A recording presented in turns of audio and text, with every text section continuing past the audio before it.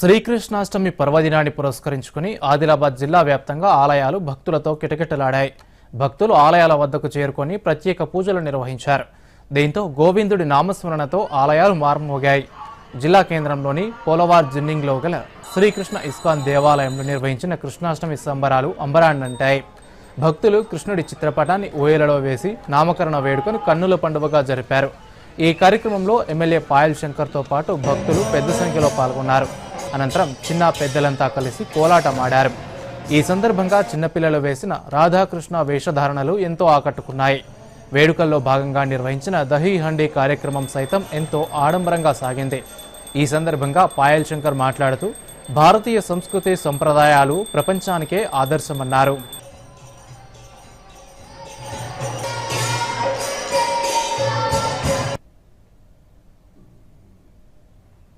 ప్రపంచ మానవాళికే ఆదర్శం హిందువుల యొక్క సాంప్రదాయం.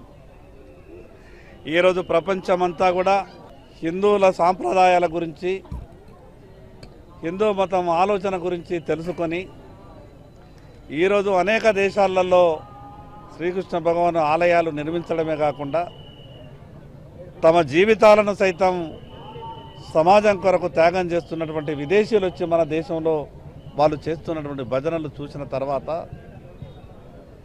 ఈ దేశంలో ఉండి మనకింత గొప్పగా ఉన్నటువంటి ఈ యొక్క సాంప్రదాయాన్ని, సంస్కృతిని మనమంతా కూడా కాపాడుకోవాలి. చాలా అంగరంగ వైభవంగా శ్రీకృష్ణ జన్మాష్టమి ప్రతి సంవత్సరం లాగే ఈ సంవత్సరం కూడా జరుపుకుంటున్నాం.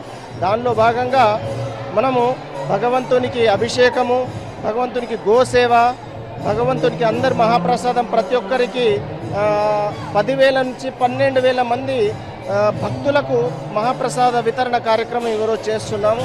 అలాగే భగవద్గీతపై అవగాహన కల్పించడానికి ప్రతి ఒక్క భక్తునికి భగవద్గీత అనే నాలెడ్జ్ ప్రతి ఒక్కరికి ఉండాలి. ఎందుకంటే మనకు మన జీవితం యొక్క నడవడిక తెలిపేదే మన భగవద్గీత, సనాతన ధర్మంని తెలిపేది కూడా భగవద్గీత.